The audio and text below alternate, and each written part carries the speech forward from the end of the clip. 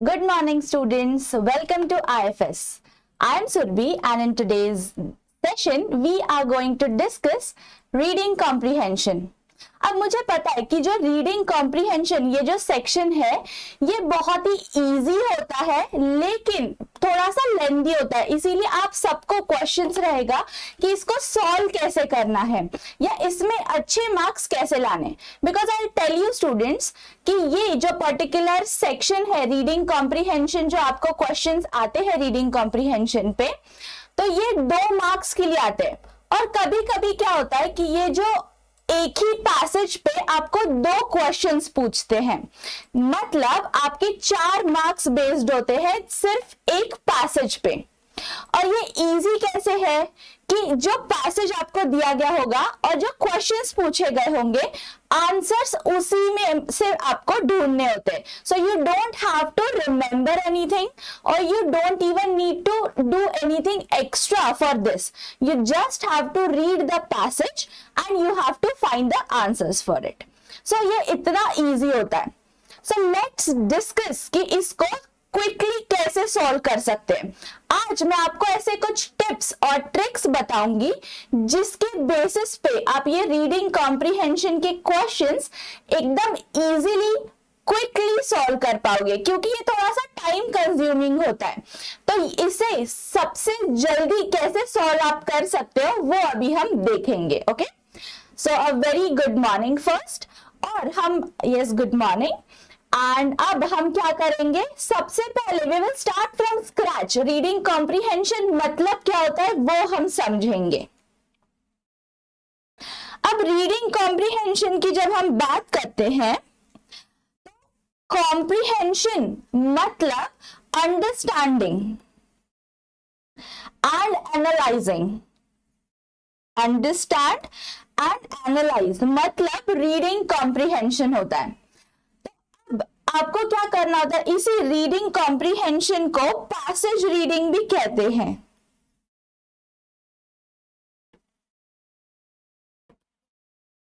तो आपको जब भी क्वेश्चन पेपर में क्वेश्चन पूछा जाएगा वो आपको नहीं कहेंगे कि रीडिंग कॉम्प्रिहेंशन का क्वेश्चन है ये, वो आपको क्या कहेंगे, read the following passage and answer the questions.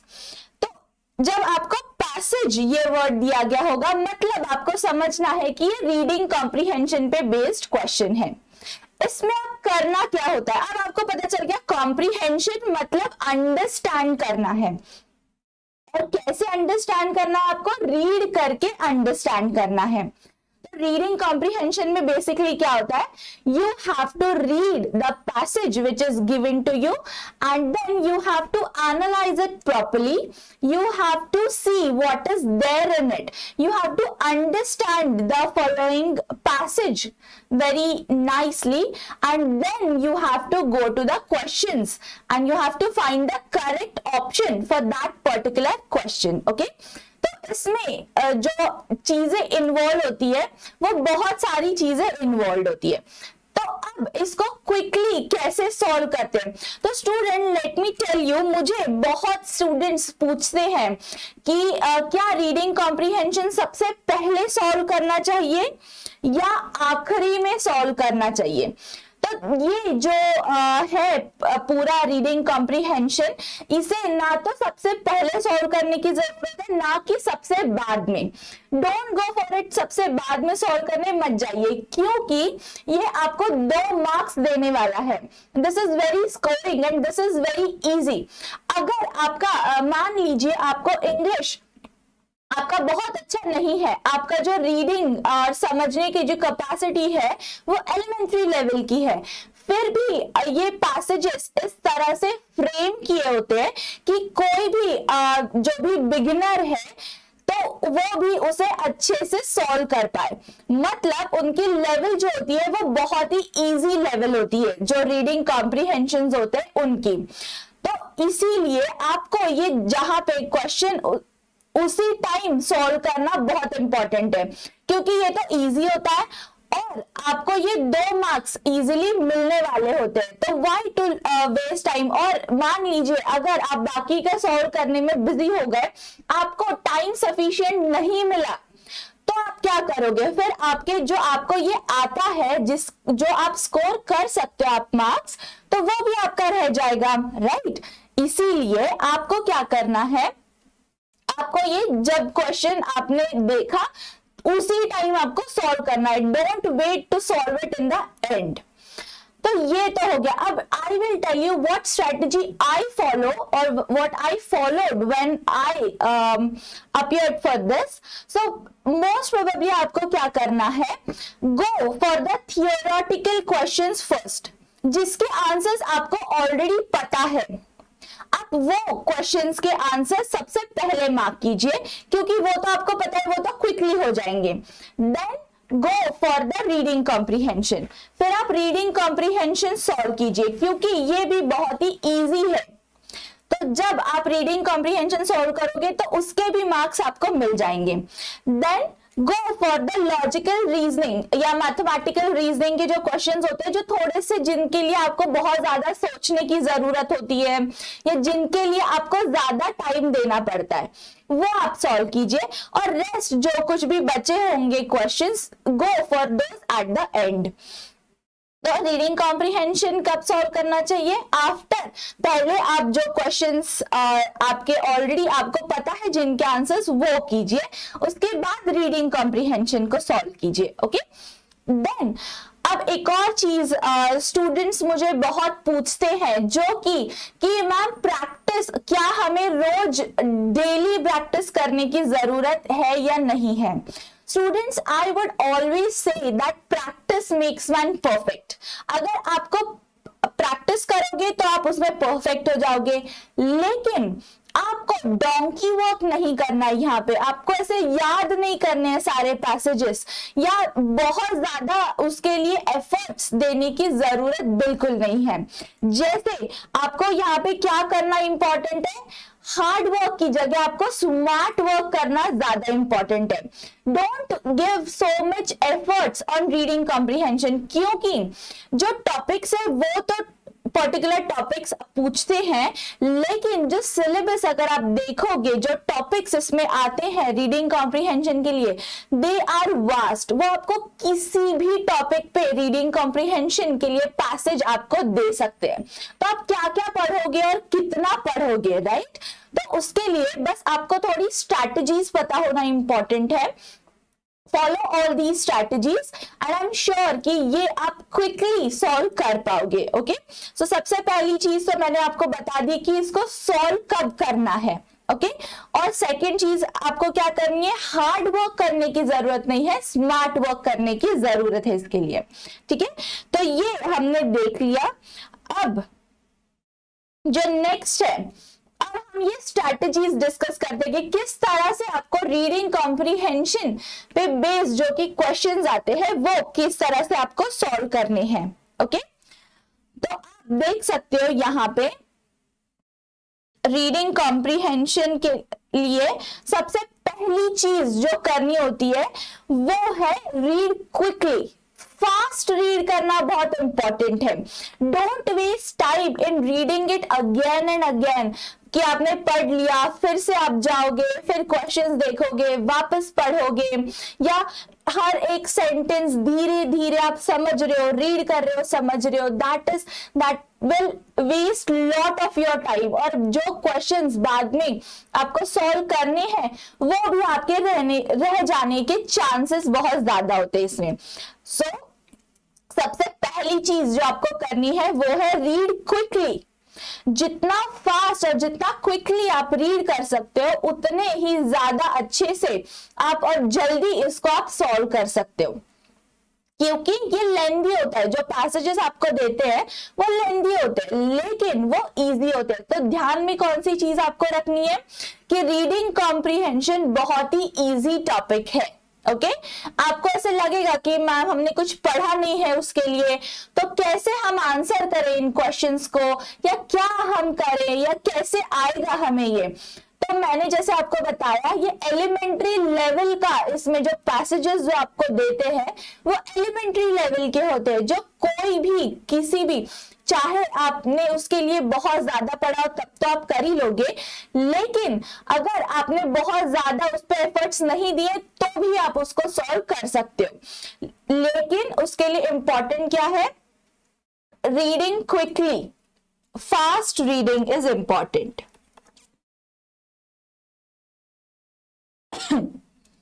Second चीज जो इंपॉर्टेंट है वो है बिल्ड योर वोकैबुलरी।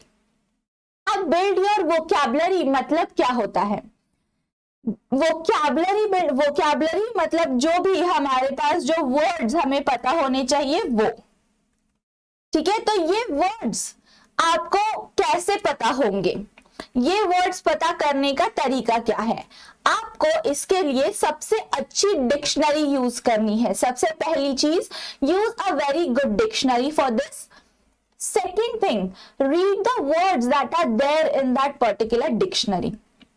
जब आप वो वर्ड्स रीड करोगे, उसका मीनिंग समझोगे, तो आपकी वोकैबुलरी ज्यादा से ज्यादा बिल्ड होगी। बिल्ड मतलब वो इंप्रूव करना या उसमें ज्यादा से ज्यादा वर्ड्स ऐड करते जाना, ओके। क्योंकि इसका यूज क्या है, अब वोकैबुलरी क्यों बिल्ड करनी है। मान लीजिए आपके सामने एक पैसेज रखा है, तो आपको वो पैसेज कब समझ आएगा, जब उसमें जो दिए गए वर्ड्स है वो आपको पता होंगे। तो वो वर्ड्स आपको कैसे पता होंगे, उनके मीनिंग्स कैसे पता होंगे, क्योंकि we are not the native speakers of English, हमारी मदर टंग नहीं है इंग्लिश। तो हमें क्या करना पड़ता है, उसके लिए वो वर्ड्स पता करने के लिए हमें उनके मीनिंग भी पता करने पड़ते हैं। मीनिंग पता करने के लिए आपको डिक्शनरी का यूज करना पड़ेगा। तो जब आप ये वर्ड्स बार बार देखोगे, कहीं आप पढ़ोगे कहीं, और डिक्शनरी में से उनके मीनिंग फाइंड आउट करोगे, तो उससे क्या होगा, वो आपके मेमोरी में फिट हो जाएंगे वो वर्ड्स। और जब भी पैसेज में वो वर्ड्स आपको दिखेंगे, तो आपको इजीली पता होगा उसका मीनिंग और आप आंसर भी कर पाओगे, ओके। इसीलिए वोकैबुलरी बिल्ड करना बहुत इंपॉर्टेंट चीज है। ये तो हो गया वोकैबुलरी बिल्ड करने के लिए। अब आपको, जैसे मैंने आपको कहा कि डिक्शनरी यूज करनी है, use Oxford dictionary. And yes, one more thing I would like to tell you, that always use English to English dictionary. Why I will tell you, क्योंकि आपको, अगर आपने हिंदी उसका मीनिंग, या आपने जो भी आपकी रीजनल लैंग्वेज है उसमें अगर आपने उसका मीनिंग ढूंढा, लेकिन एग्जाम में उस वर्ड की जगह अगर आपको कोई और वर्ड दे दिया, तो आप कंफ्यूज हो जाओगे कि मुझे दूसरे वर्ड का मीनिंग पता है लेकिन मुझे इस वर्ड का मीनिंग ही नहीं पता। तो अगर आप English to English dictionary use करते हो, तो उससे क्या होगा कि अगर एक पर्टिकुलर वर्ड है, उसके और 4 वर्ड्स इंग्लिश में ही क्या क्या हो सकते हैं, ये आपको पता चल जाएगा। इससे क्या होगा, आपको वो 4 वर्ड्स भी अगर आपके पैसेज में आते हैं, तो आप उनके आंसर्स इजीली दे सकते हो। That was about vocabulary. So this is how you can build your vocabulary. अब तीसरी चीज जो आपको करनी है वो करना है फोकस। अब फोकस मतलब आपको क्या एग्जैक्टली करना है वो हम जानेंगे। तो मान लीजिए आपके सामने कोई भी पैसेज रखा है, अगर आप वही पैसेज, आपने क्वेश्चन पढ़ा, ऑप्शंस पढ़ लिए और आप पैसेज की तरफ गए, तो आपको, अगर आप पूरा पैसेज बार बार रीड करते जाओगे तो उसमें बहुत टाइम आपका वेस्ट होगा। तो वो हमें अवॉइड करना है, हमें हमारा टाइम सेव करना है बाकी क्वेश्चन के आंसर्स देने के लिए। तो आपको इंपॉर्टेंट चीज क्या ध्यान में रखनी है कि कौन कौन से इसमें कीवर्ड्स हैं। फोकस किस पे देना है, कीवर्ड्स पे। तो कौन कौन से कीवर्ड्स हैं या क्वेश्चन में क्या पूछा है, वही वर्ड जाके आप पैसेज में ढूंढिए। तो फोकस बहुत इंपॉर्टेंट है। क्वेश्चन में क्या है, आंसर में आपको क्या ढूंढना है, पैसेज में से आपको क्या फाइंड आउट करना है, तो वो कीवर्ड्स आप देखना इंपॉर्टेंट है। तो फोकस रखिए, जो भी आप पढ़ रहे हैं वो क्वेश्चन के बेसिस पे उतने पे ही फोकस कीजिए। पैसेज क्यों दिए गए होते हैं, क्योंकि आपको कंफ्यूज करने के लिए। There will be so much in that particular passage. हर एक चीज पे अगर आप फोकस करने लगोगे तो बहुत टाइम वेस्ट हो जाएगा आपका। तो अगर आपको आपका टाइम सेव करना है तो आपको क्या करने की जरूरत है, जो इंपॉर्टेंट है उस पे फोकस करना जरूरी है। किस पे फोकस करोगे? इंपॉर्टेंट चीजों पे आप फोकस करोगे। ओके, सो ये हमने देखा कि तीसरी चीज जो आपको ध्यान में रखनी है वो है फोकस पे आपको बहुत ज्यादा ध्यान देना है कि कौन सी चीजों पे फोकस करना है। कौन सी चीजों पे फोकस करना है? इंपॉर्टेंट। अब ये इंपॉर्टेंट आप कैसे पहचानोगे? क्वेश्चन के बेसिस पे आप ये इंपॉर्टेंट चीजें पहचानोगे। क्वेश्चन में क्या पूछा है, ये अब जब हम प्रैक्टिस के लिए एक सॉल्व करेंगे उसमें आपको ज्यादा क्लैरिटी मिलेगी कि आपको कौन सी चीजों पे फोकस करना है। ओके, तो वो हम देखते हैं। देन जो फोर्थ चीज है वो है टाइम मैनेजमेंट। टाइम मैनेजमेंट, अब ये भी तीनों चीजें जो आती है वो टाइम मैनेजमेंट के लिए ही इंपॉर्टेंट होती है, लेकिन अब ये आप टाइम मैनेजमेंट कैसे करोगे? सबसे पहली चीज टाइम मैनेजमेंट के लिए मैं आपको बताना चाहूंगी कि एक पर्टिकुलर टाइम असाइन कीजिए आप कि मुझे मान लीजिए 5 मिनट है, 10 मिनट है या 15 मिनट है, मुझे इतने ही टाइम में पैसेज रीडिंग का क्वेश्चन सॉल्व करना है। Assign a time. आप जब प्रैक्टिस करोगे क्वेश्चंस को तो आपको पता चलेगा कि आपको एग्जैक्टली कितना टाइम लगता है ये पर्टिकुलर सेक्शन सॉल्व करने के लिए या ये पर्टिकुलर क्वेश्चन सॉल्व करने के लिए। उस के बेसिस पे आपको क्या करना है? टाइम मैनेजमेंट करना है। ये आपको तो मैंने पहले ही बता दिया है कि इसका यूज क्या होता है, क्योंकि आपको और भी बाकी के भी क्वेश्चंस के आंसर सॉल्व करने हैं, राइट? तो अगर आप पैसेज रीडिंग क्या होता है? लेंदी होता है। अगर पैसेज रीडिंग में आप बहुत ज्यादा टाइम वेस्ट कर दोगे, मान लीजिए आपने पैसेज पढ़ा, क्वेश्चंस की तरफ गए, ऑप्शंस देखे, फिर से आपको पैसेज पढ़ना पड़ेगा, फिर से उसमें से आपने देखे उसमें से क्वेश्चंस, फिर आप आंसर की तरफ आए, कितना ज्यादा टाइम लग रहा है इसमें, है ना? तो हमें क्या करना है? टाइम हमारा सेव करना है। तो हमें क्या करने की जरूरत है? टाइम मैनेज ठीक से करना चाहिए। अब टाइम मैनेज करने के लिए do not read the passage first, ये सबसे पहली चीज है जो आपको फॉलो करनी है। पैसेज पहले बिल्कुल मत रीड कीजिए, क्योंकि क्या होता है आप पैसेज रीड करेंगे तो सबसे पहली बार जब आप पैसेज रीड करते हैं आपको कुछ पता नहीं होता उसमें से कि आपको एग्जैक्टली आपको चाहिए क्या उस पैसेज से। इसीलिए आप क्या करते हो? आप सिर्फ पैसेज रीड कर देते हो। सेकेंड टाइम फिर आपको ऐसे 2 या 3 बार वो पैसेज रीड करना पड़ता है, तो और फिर आप क्वेश्चंस देखोगे, उसके बाद फिर से आपको पैसेज रीड करना पड़ेगा। तो सेकेंड टाइम आप जब पैसेज रीड करते हो फिर आप वो मीनिंग उसका समझने की कोशिश करने लगते हो कि इसका मीनिंग क्या है। देन फिर आप मीनिंग समझते हो, फिर वापस आप क्वेश्चंस की तरफ जाते हो, फिर आप उसमें से आंसर्स फाइंड आउट करने स्टार्ट करते हो। So it took so much of time, right? तो आपको क्या करना है? पहले क्वेश्चंस देखने हैं। Go to the questions first, read the questions. सिर्फ क्वेश्चन पढ़िए कि क्वेश्चन में, नॉट इवन द ऑप्शंस भी पढ़ने की जरूरत नहीं है, सिर्फ क्वेश्चन पढ़िए, फिर पैसेज की तरफ जाइए। एंड देन जब आपको क्वेश्चन पता चल गया तो आपको पता चल जाएगा कि फोकस कौन सी चीजों पे करना है। और जब आप फोकस जो आपको चाहिए उसी पे आप जब फोकस करोगे तो आपका बहुत ज्यादा आप टाइम सेव करोगे। फिर आप अननेसेसरी जो चीजें हैं उनको आप ऑलरेडी इग्नोर कर दोगे क्योंकि वो आपके लिए इंपॉर्टेंट नहीं है। तो ये चीज आप ध्यान में रखिए और इस तरह से आप आपका टाइम अच्छे से मैनेज कर सकते हैं। उसके बाद जो फिफ्थ चीज आपको करनी है वो है डेवलप अ मेथड। जब डेवलप अ मेथड मतलब क्या होता है? अब स्टूडेंट्स जरूरी नहीं है कि हर एक का स्टडी या लर्निंग पैटर्न सेम हो या क्वेश्चन के आंसर सॉल्व करने का पैटर्न सेम हो। किसी किसी को मेमोराइज करके चीजें याद रहती हैं या किसी किसी को डायरेक्ट अगर आप उनके सामने ला दो तो एक ही बार रीड करके उनको पता चल जाता है कि करना क्या है। लेकिन आपको ये पता होना जरूरी है कि कौन सी चीज आपके लिए वर्क करती है। ये कैसे आपको पता चलेगा? जब आप प्रैक्टिस करोगे। और स्मार्टली प्रैक्टिस करोगे, दैट इज इंपॉर्टेंट। तो आपको ऐसी एक मेथड डेवलप करनी है जो आपके लिए बेस्ट सूट करती हो, स्टडी के लिए आपको बहुत ज्यादा, जिसके लिए आपको हेल्प होती हो। या तो आप नोट्स बना के देखिए, या तो आप उसको ऐसे, आप याद तो नहीं कर सकते, पैसेज रीडिंग में आप क्या क्या याद करोगे, सो याद करना आपके लिए ऑप्शन नहीं है करेक्ट, लेकिन आप नोट्स बना के उस वे में या पॉइंटर वाइज अगर आप लिख लोगे या आप माइंड मैप्स बनाओगे तो may be that will help you.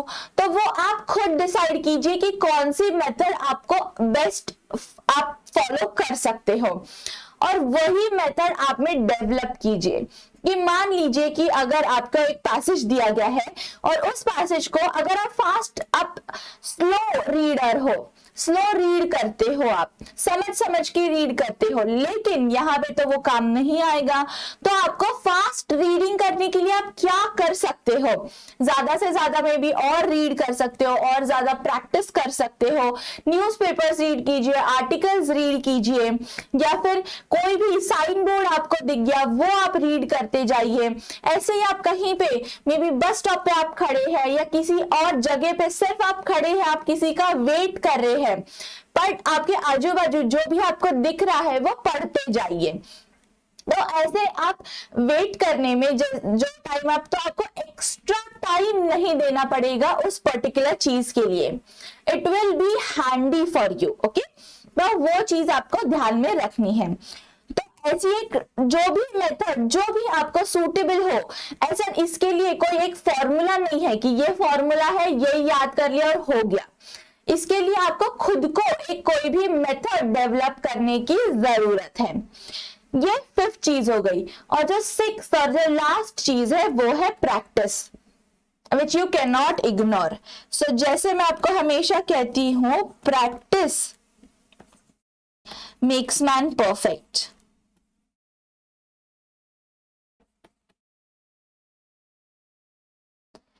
तो प्रैक्टिस इंपॉर्टेंट है, तो आप जितनी ज्यादा प्रैक्टिस करोगे उतने ही अच्छे आप अच्छी तरीके से उस पर्टिकुलर पैसेज को आप सॉल्व कर सकते हो। क्योंकि प्रैक्टिस से क्या होगा, आपको बहुत ज्यादा जो वर्ड्स है आपकी वोकैबुलरी बिल्ड होगी, बहुत ज्यादा वर्ड्स आपको पता चलेंगे, क्वेश्चन किस टाइप के आते हैं वो आपको पता चलेगा, या पैसेजेस में एग्जैक्टली किस तरह के देते हैं वो आपको पता चलेगा। अब मैं बताती हूं आपको कि ये पैसेजेस कैसे, किस तरह के पैसेजेस पूछे जाते हैं। Now with as I have analyzed all your previous year question papers, उसके बेसिस पे आपको जो पैसेजेस आते हैं वो मोस्ट प्रोबेबली इंफॉर्मेटिव पैसेजेस होते हैं, जिसमें आपको कोई भी इंफॉर्मेशन प्रोवाइड की गई होती है, किसी पे भी बेस्ड हो, या तो वो कंप्यूटर पे इंफॉर्मेशन हो, या फिर जनरल इंफॉर्मेशन हो, या फिर कोई भी टाइप की बस इंफॉर्मेशन होती है। सेकेंड चीज होती है, कोई भी आर्टिकल होता है, न्यूज़पेपर आर्टिकल होता है, या किसी भी अच्छे ऑथर ने लिखा हुआ आर्टिकल आपको दिया गया होता है। एक और चीज होती है, या तो डॉक्टर का कोई आर्टिकल होगा कि वो हेल्थ एडवाइजरी आपको दे रहे हैं, या फिर कोई तो सर्वे अगर कंडक्ट किया गया हो तो वो सर्वे जो हुआ है उसके बेसिस पे आपको बताया जाता है कि ऐसा ऐसा पहले ये सर्वे हुआ था, इस टॉपिक पे बेस्ड सर्वे था, उसमें ये प्रॉब्लम्स आई, ये उसके मेरिट्स थे, ये उसके डीमेरिट्स थे। तो इस तरह से जो क्वेश्चंस आते हैं वो सब आपको क्वेश्चंस आपको सॉल्व करने होते हैं। ओके, सो ये हो गया कि किस टाइप के क्वेश्चंस आते हैं। तो ये पैसेजेस मतलब किस टाइप के पैसेजेस आते हैं। अब छोटी सी एक दो टिप्स मैं देना चाहूंगी whenever you are solving reading comprehension. तो आप पहली चीज जो आपको ध्यान में रखनी है, आप यहाँ पे देख सकते हैं, don't use your prior knowledge while solving reading comprehension. मतलब क्या है इसका कि आप देखिए, जैसे मान लीजिए कि आपको पोल्यूशन के ऊपर पैसेज दिया गया है, कि पोल्यूशन किस चीजों से ज्यादा हो रहा है या उसका लेवल क्या है, कितने हद तक बढ़ा है, पहले कितना था अभी कितना है, किस वजह से बढ़ रहा है, उसको कम करने के क्या क्या ऑप्शंस है, मान लीजिए इस सब पे बेस्ड आपका पैसेज है। और ऑप्शन आपको दिए गए हैं, आपको क्वेश्चन दिया गया है कि what are the causes of pollution. Causes जब हम बात कर रहे हैं तो आपको, अब आप बचपन से पढ़ते आए हो कि पोल्यूशन के कॉजेज क्या क्या है, लेकिन वो वाला ऑप्शन आपके पैसेज में दिया ही नहीं है, लेकिन क्वेश्चन के ऑप्शंस में दिया है। तो आपको क्या लगेगा कि हाँ ये तो मुझे पता है, ये तो कॉज है ही, तो चलो टिक कर दिया उसका आंसर। ऐसा बिल्कुल भी मत कीजिए। पैसेज में क्या वो ऑप्शन दिया है या नहीं वो पहले चेक कीजिए। तो आपको प्रायर जो भी नॉलेज है उस पर्टिकुलर टॉपिक के ऊपर वो वहां पे अप्लाई बिल्कुल मत कीजिए। आपको कंप्लीटली ऐसे ब्लैंक माइंड रखना है। जब भी आप पैसेज रीडिंग का क्वेश्चन सॉल्व कर रहे हो, आपको आपका माइंड बिल्कुल भी ब्लैंक रखना है, बस कि आपको उसके बारे में कुछ पता ही नहीं है। जो आप पढ़ रहे हो वो आप पहली बार ही पढ़ रहे हो। इसी माइंडसेट से आपको पैसेज रीडिंग के क्वेश्चन सॉल्व करने हैं। Okay, so that is the first thing. Second, avoid regressive reading. Now what do you mean by regressive reading? Regressive reading मतलब पढ़ लिया आपने पैसेज, क्वेश्चंस देखे, फिर से पैसेज पढ़ा, फिर क्वेश्चन देखा, फिर वापस आप अरे ये क्वेश्चन का हाँ मुझे पता है यहाँ पे है, लेकिन फिर आप पैसेज की तरफ गए, फिर से आपने पढ़ा। Don't do that. जैसे हमने हमारी स्ट्रेटेजीज डिस्कस की, उसमें हमने क्या डिस्कस किया था कि फोकस बहुत इंपॉर्टेंट है। तो इसमें भी आपको क्या करना है, रिग्रेसिव रीडिंग अगर आप अवॉइड करना चाहते हैं तो आपको पर्टिकुलर, आप लगे तो आप ऐसे हाईलाइट करके रखिए वो चीजों को, या आप नोट डाउन कर लीजिए उन चीजों को। जैसे आप जो इंपॉर्टेंट उसमें आपको कीवर्ड्स लगते हैं उनको आप नोट डाउन करके रख लीजिए, और फिर उससे क्या होगा कि आपको बार बार रीड नहीं करना पड़ेगा, आपको रिग्रेसिव रीडिंग फिर अवॉइड हो जाएगा। ओके, तीसरी चीज जैसे हमने अभी जस्ट डिस्कस किया, types of questions might come in exam.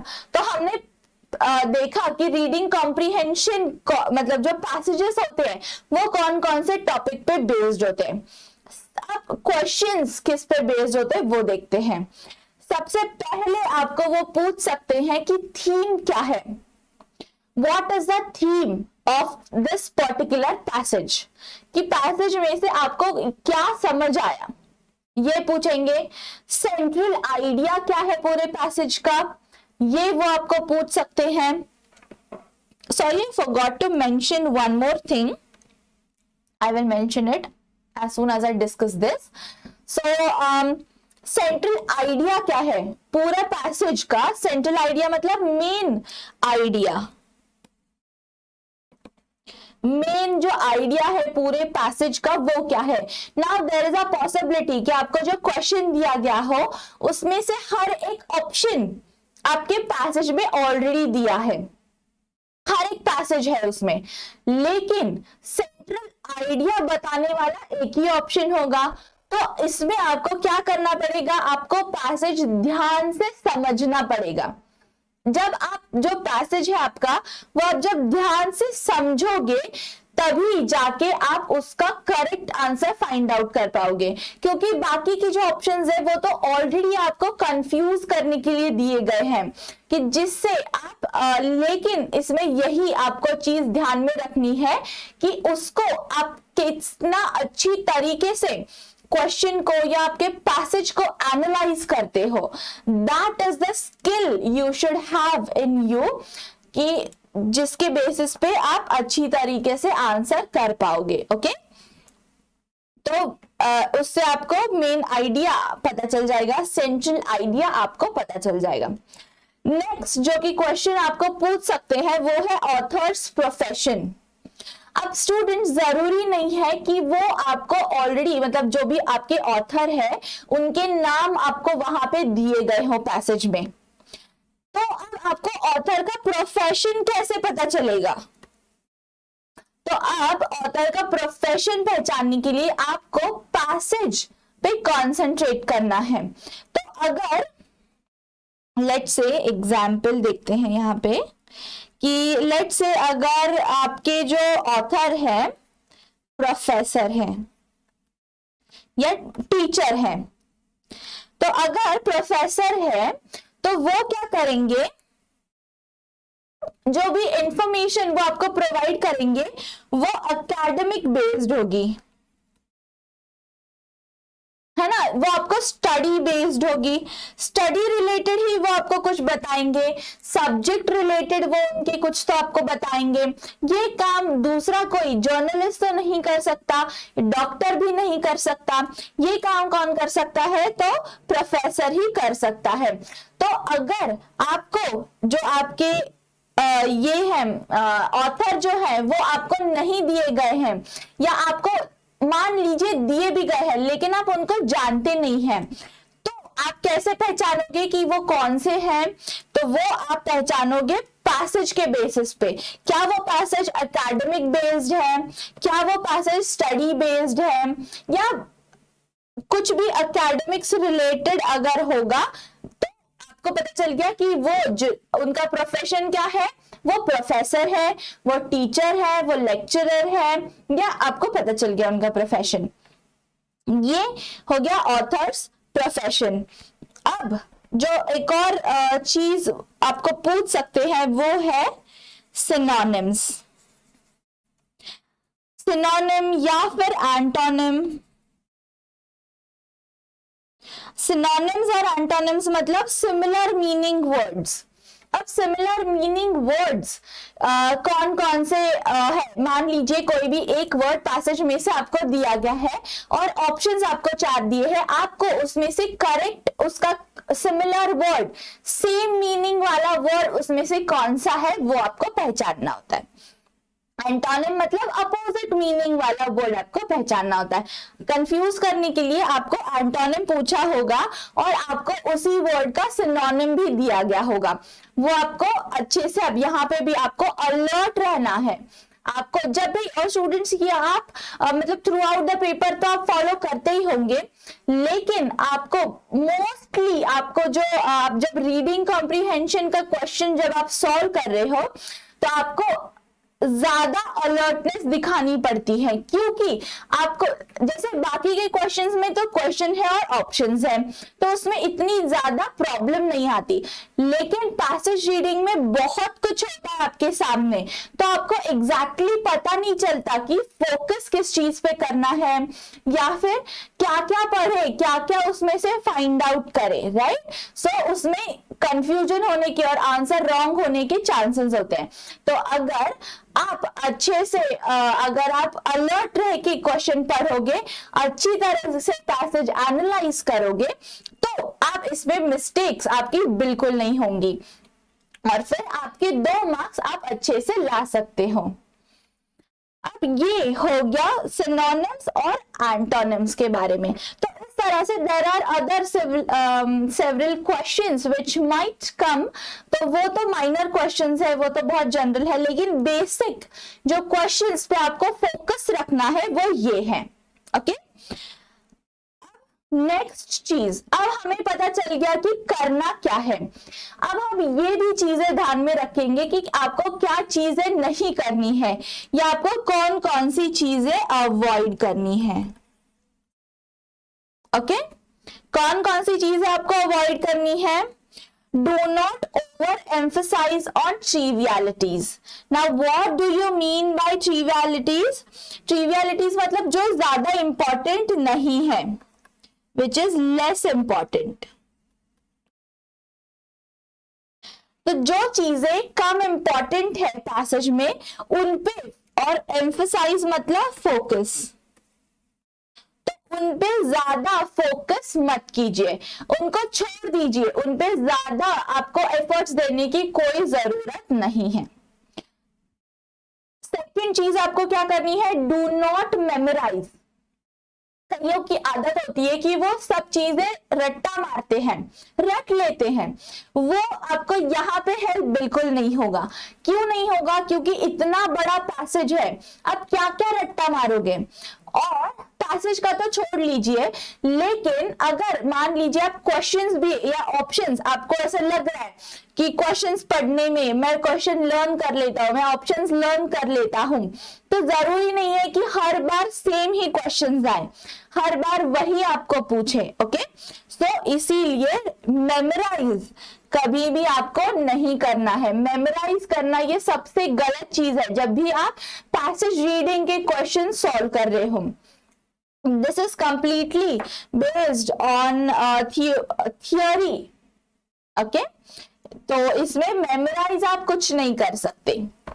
Third है, do not read the passage first. ये तो मैंने आपको बिगिनिंग में ही बताया था कि पैसेज कभी भी पहले मत रीड कीजिए, क्योंकि पहले जब भी आप पैसेज रीड करोगे तो उसका कुछ इफेक्ट ही नहीं होगा, क्योंकि आपको क्वेश्चन ही नहीं पता, आपको पता ही नहीं है कि करना क्या है आपको आगे जाके। इसीलिए जो पैसेज अगर आप पहले पढ़ लोगे तो वो पूरा का पूरा वो जो टाइम आप वेस्ट करोगे पैसेज रीडिंग में, वो पूरा वेस्ट हो जाएगा, उसका कुछ यूज नहीं होगा। तो पहले आपको क्या करना है, पहले आपको क्वेश्चन रीड करने हैं, फिर आपको पैसेज रीड करना है, ताकि आप जो फोकस आपका किस पे रखना है, एम्फेसिस या एम्फसाइज कौन कौन सी चीजों पे आपको करना है, वो आपको पता चले। Okay, so that you need to always remember that do not read the passage first. और फोर्थ थिंग अब देखते हैं, फोर्थ चीज आपको क्या नहीं करनी है। Do not over emphasize on vocabulary skills for reading comprehensions.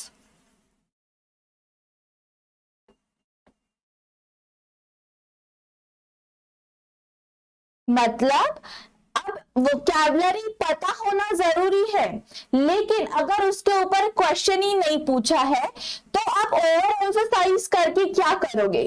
तो इसमें आपको एनालिसिस पे ज्यादा फोकस रखना है, ना कि वोकैबुलरी पे। तो वोकैबुलरी सेकेंडरी चीज है, ये आप ध्यान में रखिए। वोकैबुलरी पे एम्फसाइज फोकस जरूर रखना है, क्योंकि आपको मीनिंग पता होने के लिए वोकैबुलरी ही हेल्प करेगी। लेकिन अगर आपको क्वेश्चन ही नहीं पूछा है उस पे, तो आपको वोकैबुलरी पे ओवर एम्फसाइज बिल्कुल नहीं करना है। Okay, so always remember, do not over emphasise on vocabulary skills. Fifth चीज है, do not spend time on reading comprehensions that you can not comprehend at first. अब ये चीज भी स्टूडेंट्स बहुत इंपॉर्टेंट है, ये आप हमेशा ध्यान में रखिए।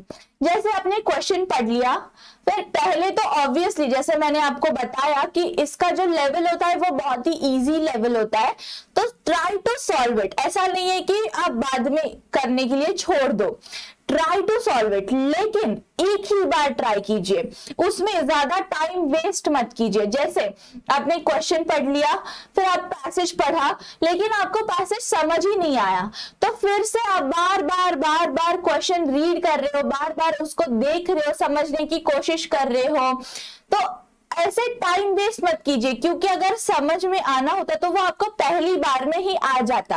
अगर नहीं आ रहा है, आपको लग रहा है कि मुझे फर्स्ट टाइम में समझ नहीं आ रहा, मुझे इसके लिए ज्यादा टाइम देना है, फिर आप उसको बाद में सॉल्व करने के लिए रखिए। तो ध्यान में क्या रखना है, do not spend time on reading comprehensions that you can not comprehend at first. Comprehend मतलब अंडरस्टैंड या एनालाइज।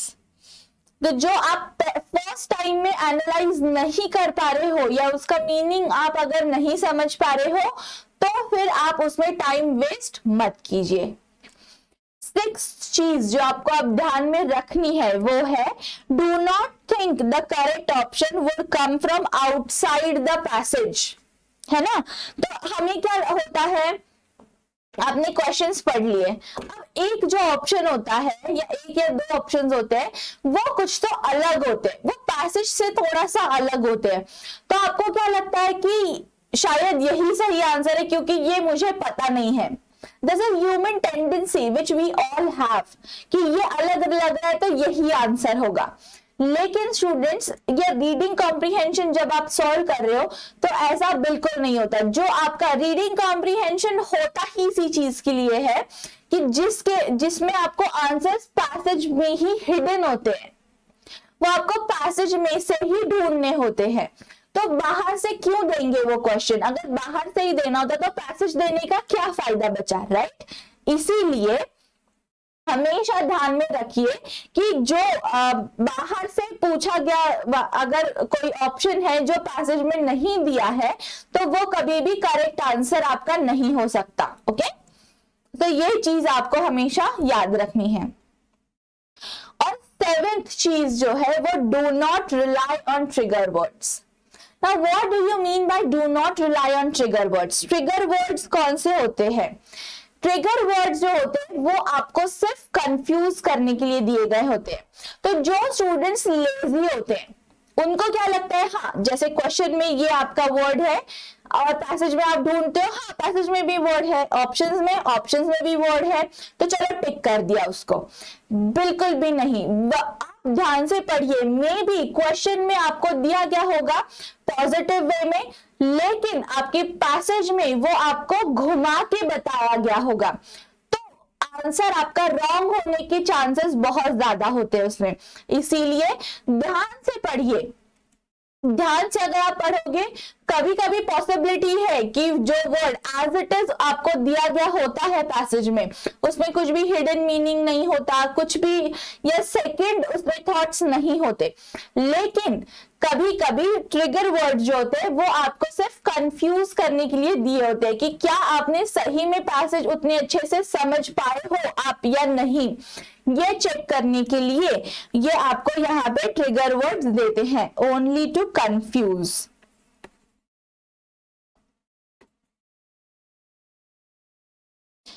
तो आपको क्या ध्यान में रखना है, आपको इन ट्रिगर वर्ड्स पे रिलाई नहीं करना कि हाँ आपको ये वर्ड दिखा, क्वेश्चन में है, ऑप्शन में है, पैसेज में भी है, तो चलो इसको टिक कर दे। सो ऐसा मत कीजिए, ठीक से समझिए, फिर ही अगर आपको फिर भी लगता है कि हाँ ये सही आंसर है तभी उसको टिक कीजिए। ओके, तो अब आपको और पता चल गया कि अब आपको कौन कौन सी चीजें पता चली, आपको स्ट्रेटजीज पता चली रीडिंग कॉम्प्रीहेंशन सॉल्व करते टाइम। फिर आपको मैंने कुछ टिप्स दिए कि आपको क्या करना चाहिए जब भी आप रीडिंग कॉम्प्रीहेंशन के पैसेजेस सॉल्व कर रहे हो। और आपको हमने ये भी डिस्कस किया कि आपको कौन कौन सी चीजें नहीं करनी चाहिए। ओके, सो अब आपको पता चल गया कि रीडिंग कॉम्प्रीहेंशन कैसे करना है। Now let's solve one. Okay, अब इसको हम प्रैक्टिकली एक बार सॉल्व करके देखते हैं और वही जो चीजें अभी हमने जस्ट रिवाइज की वो सब हम यहाँ पे अप्लाई करके देखते हैं।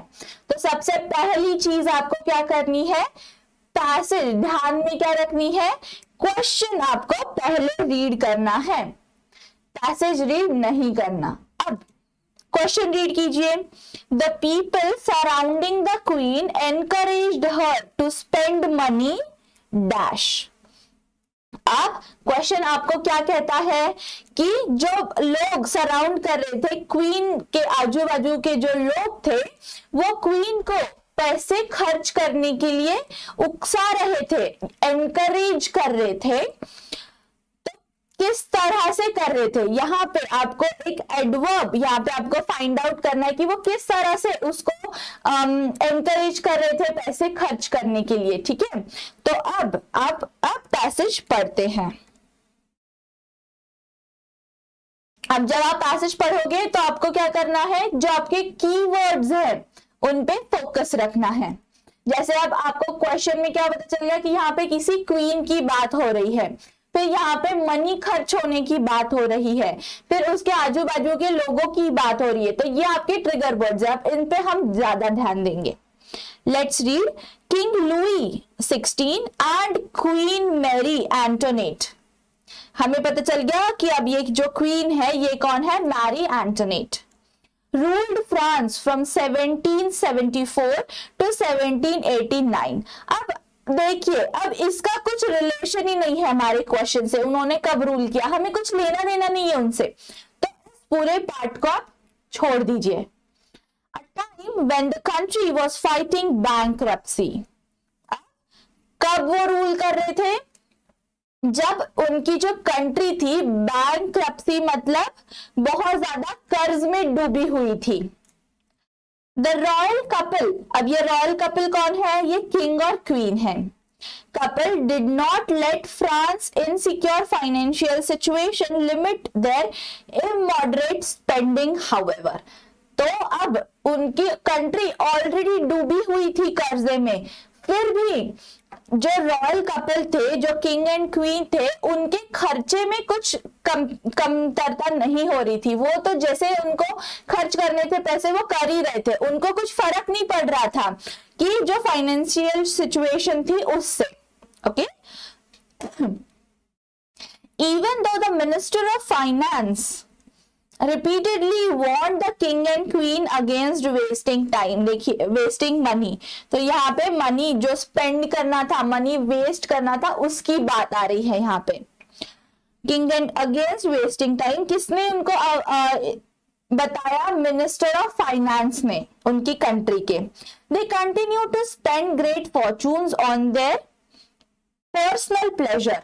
अब एक किंग और क्वीन का काम क्या होता है कि आपकी जो जनता है उनका ध्यान रखना, लेकिन यहाँ पे ऐसा नहीं हो रहा था। ये किंग और क्वीन को कुछ फर्क नहीं पड़ रहा था, वो उनके पर्सनल खुशी के लिए, पर्सनल चीजों के लिए वो पैसे खर्च किए जा रहे थे। This lavish spending greatly enraged the people of France. अब इससे क्या हुआ, ये जो वो बिना सोचे समझे जो पैसा खर्च कर रहे थे, लाविश स्पेंडिंग, लाविश बिना सोचे समझे जो हम खर्च करते हैं, लग्जरी पे हमारी जो पैसे खर्च करते हैं, उसकी वजह से जो लोग थे, फ्रांस के जो लोग थे, वो बहुत गुस्सा उनको आने लगा था। They felt that the royal couple bought its luxurious lifestyle at the poor people's expense. उनको क्या लगने लगा था कि ये गरीबों के पैसों से ये लोग खुद अमीर बन रहे हैं, या खुद के जो भी शौक है, जो भी ऐशो आराम की जिंदगी वो जी रहे हैं हमारे गरीबों के पैसों से। Mary Antoinette, the beautiful but exceedingly impractical queen, seemed uncaring about her subjects' misery. मतलब ये जो क्वीन थी ये बहुत सुंदर तो थी, लेकिन प्रैक्टिकली वो बिल्कुल नहीं सोच रही थी, वो कुछ भी केयर नहीं कर रही थी उनके जो सब्जेक्ट, मतलब जो लोग थे कंट्री के, उनके बारे में वो कुछ भी नहीं सोच रही थी। While French citizens begged for lower taxes, the queen embellished her palace with extravagant works of art. यहाँ पे एक साइड में तो जो फ्रांस के जो लोग थे वो भीख मांग रहे थे कि हमारे जो टैक्स है वो कम कर दीजिए, और दूसरी तरफ ये जो क्वीन थी वो उसका आलीशान जो बंगला था, जो पैलेस था, उसको बहुत महंगी चीजों से सजाने में लगी हुई थी। She also surrounded herself with artists. अब देखिए आपके क्वेश्चन में ये सराउंडेड ये भी वर्ड था, तो हम इस चीज पे फोकस रखेंगे अपना। हर देखिए कौन कौन थे इसमें, आर्टिस्ट, राइटर्स, म्यूजिशियंस। अब ये पार्ट इतना इंपॉर्टेंट नहीं है, कौन था इससे कुछ लेना देना नहीं है, जो लोग थे वो लोग थे। Who encouraged the queen to spend money even more profusely. अब देखिए यहां पे अपना वर्ड ऑलरेडी आ गया है, profusely।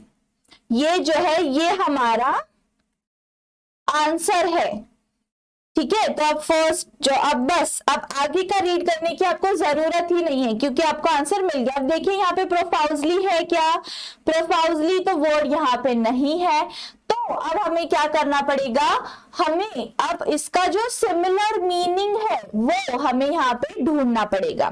प्रोफाउजली का मतलब होता है बिना सोचे समझे, जो हम खर्च करते हैं, जिसका कोई भी रिकॉर्ड नहीं होता या जिसके बिना सोचे समझे हमने ऐसे ही पैसे खर्च कर दिए, उसे कहते हैं प्रोफाउजली।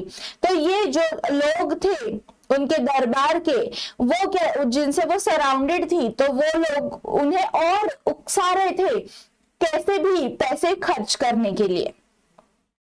तो कैसे भी पैसे खर्च करने को क्या कहते हैं? Abundantly, okay, without any prior thinking, तो उसको कहते हैं एबंडेंटली। और बहुत ज्यादा क्वांटिटी में खर्च करना और खर्च करते ही रहना। तो हमें हमारा आंसर क्या मिला? As abundantly. इस तरह से आपको आंसर फाइंड आउट करना है। अब आपने देखा बाकी चीजों पे हमने बिल्कुल ध्यान नहीं दिया, कौन था क्या था कुछ हमें मतलब नहीं है, हमने बस हमारा आंसर फाइंड आउट किया। अब सेकंड क्वेश्चन पढ़िए, question number 2, the minister of finance tried to curb these royal dash.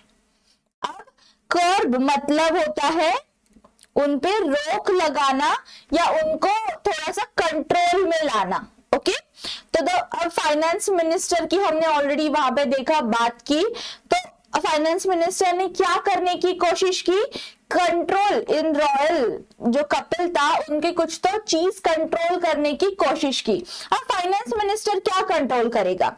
Aristocrats को कंट्रोल करके उनको कुछ फायदा मिलेगा? नहीं। मनी वेस्टर्स को कंट्रोल करना पड़ेगा? यस। एनिमीज को वो क्यों कंट्रोल करेंगे? इंडिविजुअल्स को भी वो कंट्रोल नहीं कर रहे थे, तो वो क्या कंट्रोल कर रहे थे? Money wasters. देखिए अब हम, अगर आपको लग रहा है कि आपको आंसर आप श्योर नहीं हो, तो आगे का आप पैसेज पढ़ सकते हो। While the queen's favorites glutted themselves on huge feast at the royal table, many people in France were starving. Starving मतलब भूख से मर रहे थे। तो यहाँ पे एक साइड क्वीन के पैलेस में ग्लूटेड मतलब बहुत खुद को सवार रहे थे वो लोग, किससे? बहुत बड़ी बड़ी पार्टी, खाने की जो पार्टीज होती है ना, उससे वो स्टूडेंट्स को सवार रहे थे। उनके जो दरबार के जो लोग थे वो मजे कर रहे थे बहुत ज्यादा, बड़ी बड़ी पार्टीज करके। और दूसरी साइड क्या हो रहा था? जो फ्रांस के जो लोग थे, गरीब लोग थे, वो भूख के मारे मर रहे थे, फिर भी इनको कुछ फर्क नहीं पड़ रहा था। The French government taxed the citizens outrageously. These high taxes paid on the entertainments the queen and her court so enjoyed. When the minister of finance, देखिए मिनिस्टर ऑफ फाइनेंस की बात आ गई, ट्राइड टू स्टॉप, स्टॉप मतलब कर्ब, अब आपको पता चल गया। दीज रॉयल स्पेंड थ्रिफ्ट्स, आपको आपका आंसर मिल गया, स्पेंड थ्रिफ्ट्स। अब स्पेंड थ्रिफ्ट्स मतलब क्या होता है? जो मनी बिना सोचे समझे खर्च करते हैं वो लोग, okay. So these are the money wasters, money wasters. जो मनी वेस्ट करते हैं उन्हें स्पेंड थ्रिफ्ट्स कहते हैं। तो हमें हमारा आंसर क्या मिला? Money wasters. अब उन्होंने किसको कंट्रोल करने की कोशिश की, किसको स्टॉप करने की कोशिश की? ये लोगों को जो मनी वेस्ट कर रहे थे, जो बिना गरीबों का सोचे समझे जो मनी वेस्ट कर रहे थे, उनको उन्होंने कंट्रोल करने की या स्टॉप करने की उन्होंने कोशिश की, ओके। तो ये सब हमने अब ये प्रैक्टिकली करके देखा। अब स्टूडेंट्स आपको क्या करना है? आपको भी इसी तरह से खुद भी प्रैक्टिस करते रहना है, या फिर अब इसमें रोज प्रैक्टिस करने की आपको जरूरत नहीं है। अब आपने यहाँ पे भी देखा होगा, फोकस आपको किस पे रखना है? बस वोकैबुलरी बिल्डिंग पे। तो आपको अब क्या आपको ये सब चीजों के बारे में पता था? क्या आपने ये पहले कभी पढ़ा था? बिल्कुल भी नहीं, ये आपके लिए न्यू था।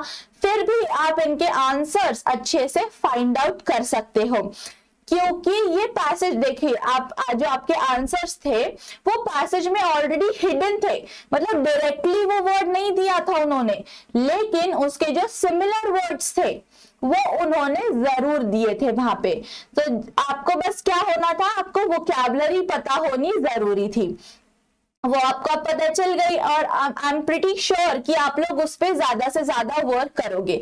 And that is not only going to help you in reading comprehension, बाकी भी जो कुछ भी आपका वर्बल एबिलिटी पे बेस्ड जो भी क्वेश्चंस आते हैं इंग्लिश रिलेटेड, उन सब में आपको इसका बहुत यूज होगा।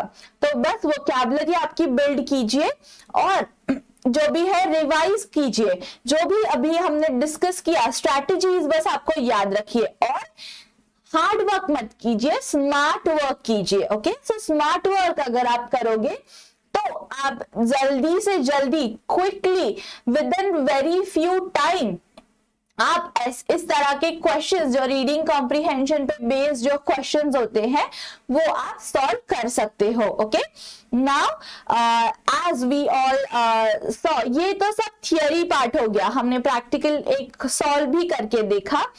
अब आपको क्या करना है, अब आपको कॉन्टेस्ट सॉल्व करनी है। ओके, सो कॉन्टेस्ट के क्वेश्चन सॉल्व कीजिए। We are meeting again at 5 PM to discuss the answers for the contest questions. Okay, so you go for it, try to attempt them, let's see how much you can do it.